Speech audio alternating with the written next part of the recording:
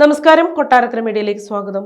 കൊട്ടാരക്കരയിലെ beverages corporation ഔട്ട്ലെറ്റിൽ മദ്യം വാങ്ങാനെത്തിയവരും ജീവനക്കാരും തമ്മിലുണ്ടായ സംഘർഷം സോഷ്യൽ മീഡിയയിൽ വ്യാപകമായി പ്രചരിക്കുകയാണ്.